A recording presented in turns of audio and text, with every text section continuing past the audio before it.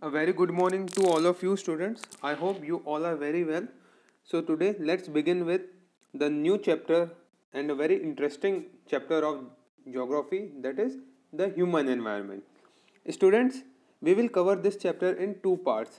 In part 1, we will discuss about the settlements like life in rural areas, how humans are settled or how they live in the urban or city areas, what are the various types of rural settlements, what are the problems which people face in rural area, what is urban settlement, problems faced in urban settlements, and how urban and rural are related with each other. And in part 2, we will discuss about the various modes of transportation and communication.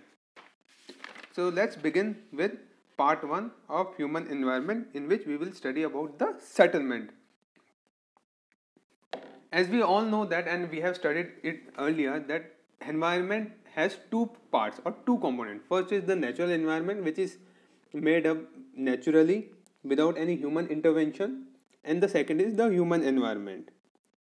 And we all know these both environment are dependent on each other, means both are incomplete without another, means both need each other at every aspect of the time.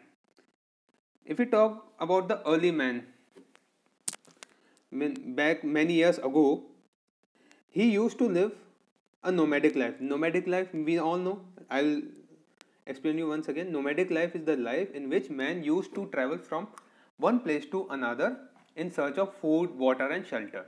But after the discovery of agriculture, which was basically a sudden discovery, so the early man started to live a settled life. And as the time passes on, human activities evolve, means more better techniques of agriculture, transportation, communication was invented time to time. Now here comes the word settlement.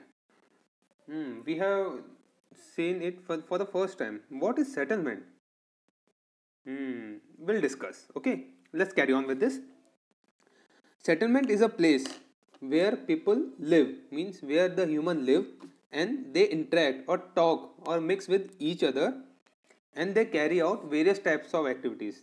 Type activities may be purchase, sale, and any other activity. And what is the range of human settlement? Few huts, few houses to many more cluster or group of buildings. And settlement, we all know it is of two types. First is rural settlement, means which is related to village area, and second is urban settlement, means it is related to city area. And there are many characteristics or many differences which are used to distinguish or which are used to give the difference between rural settlement and urban settlement. Basically, there are the population size and density. It is one of the major difference in settlement which distinguish between rural settlement and urban settlement. We all know that in rural area population would be less as compared to the city area. Okay, so here is the image of urban settlement. In rural settlement, you won't find these long buildings, only small houses in rural settlement. And in urban settlement, you will find big buildings also with these small houses. Okay, settlement can be classified on the basis of the function, means settlement can be classified on the basis of activities being performed there, like trading, exchange of goods, different cultures, different type of market, tourism sector, recreation activity, etc. A settlement may fulfill or it may complete one or more than one number of function. Now what is rural settlement? It is a settlement in which majority of people, they are involved in activities like agriculture, fishing, mining, forestry, means basically related to agriculture and village area. Okay, and the population in rural settlement is very small and density is also low. Density means per person living in per square kilometer. Okay. Now types of rural settlement: dispersed settlement. What is dispersed settlement? They are made up of scattered and isolated dwellings. They are mostly found in, means, very less number of houses or very less number of group of houses in areas like hilly areas, mountain areas, farmlands, and where the resource availability is very low. Compact nucleated settlements. What is this? It is a settlement when the dwellings or the living are close together in one area. Means there are group of 5, 6, 7, or you can say 10, 12 houses, and they are situated near to some river valley or some source of water. Okay, and there is fertile plain, so which is good for agriculture. What is linear pattern? They are elongated settlement where dwellings are built in a line. Means houses, they are not in a group, they are in a some line, like first house, then second, then third, then fourth, fifth, sixth. They are made up in a particular straight line. Okay. Circular pattern. What is circular pattern of rural settlement? Circular pattern of rural settlement, we can see these in areas where water is very low available, lower availability of water resources, and they are built in a circular pattern, means in a round shape pattern, and basically nearby to the water source, so that water accessibility is good. What is radial pattern? In this type, dwellings are built, or settlements or houses are built along the street which spread out a central point towards all direction, just like star shape. Okay. Now what are the problems in rural settlements? We can see people in rural settlements, people have to walk for a long distance so that they can get water, food to eat, and water like have been prone to diseases like cholera and jaundice. If you go to South Asia, floods and drought situation are very common, so it would result in crop damage, and if there is crop damage, then how farmer will survive? Most of the houses in the village, they are made up of mud, wood and thatches, so they may get damage in natural calamities. Now let's talk about the urban settlement. What is urban settlement all about? It is one of the majority of people that are involved in non-agriculture activity. First, basically urban settlement is related to city area. Second, people are involved in non-agriculture activities like trade, commerce, administration, etc. And population is very large and density is also high. And how urban settlements is classified according to the function being performed. So here you can see the image of an urban settlement where you can see many number of big sky touching buildings, good roads, big factories.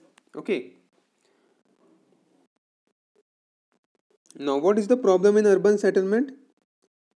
Population is growing at a fast rate, and people are migrating, means coming from rural area to urban area. So land availability is fixed, land cannot increase, but population is increasing. So to accommodate that population, many big buildings are being set up. Okay. And we all know that every person cannot be accommodated in house, so many people live in roadside, and also there are many illegal settlement crop up like slum area, jhuggis and jhopdis, and not everyone gets proper water drinking facility with them, sanitation facility and improper sewerage system. Sewerage system means in Hindi वो नाला जिसे हम कहते हैं ना, नदी, sorry, नाला and नाली, that the sewerage system.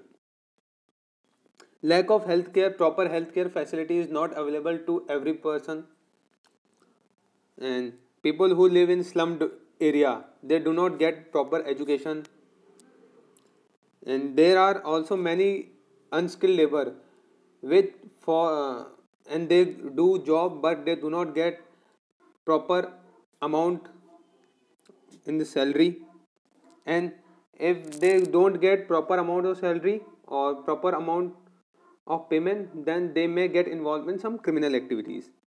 Now, how rural and urban are related? Village and towns are dependent on each other. Like villages supply vegetable to town and other agriculture raw materials like cotton and casual laborers from village to city. They are intact complementary to each other, means in return the city provides job to the people who come from village. Trade relation like supply of goods. Social relation means people student come from village to get good education, higher education. Employment, labor from village go to city factory to get the job, and villagers adjust their cropping pattern as per the demand or requirement from the nearby cities.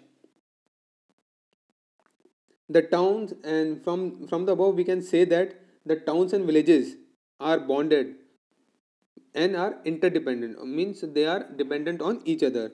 This gives stretch to the existence. So because of this, there is a existence of rural as well as urban settlement. So with this, here comes the end of part 1. Students, I advise you to read the chapter carefully, listen to the video carefully, so that you will understand the chapter without any confusion. Till then, take your care and thank you.